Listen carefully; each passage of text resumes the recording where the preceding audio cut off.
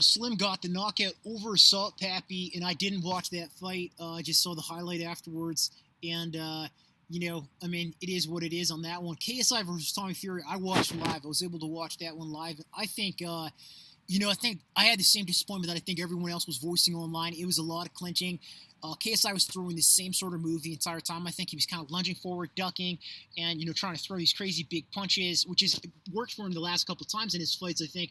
But Tommy obviously has a traditional boxer's defense and has the size, was able to simply withstand that. And KSI got nothing through that was significant or substantial in terms of his offense against Tommy's defense.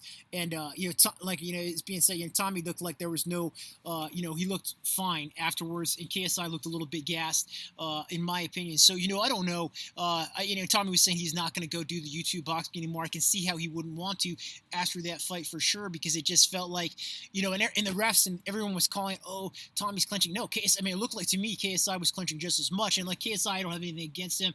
I would do business with him. He seems like a good deal, but just strictly, doing an analysis of this boxing event, sporting event, and being kind of like objective about it.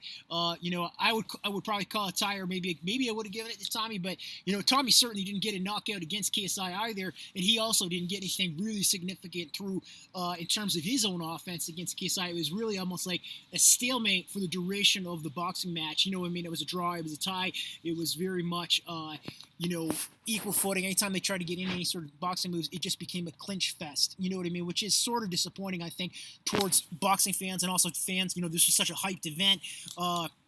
In terms of all of the social media leading up to it and all the talk leading up to it, and it's hard. I feel like KSI was the aggressor more, had more offense the entire time, but nothing he had, it always it's like going up against a wall. It was like when he was punching up against the glass. Him and Tommy were facing off, and they had that plexiglass in front of them.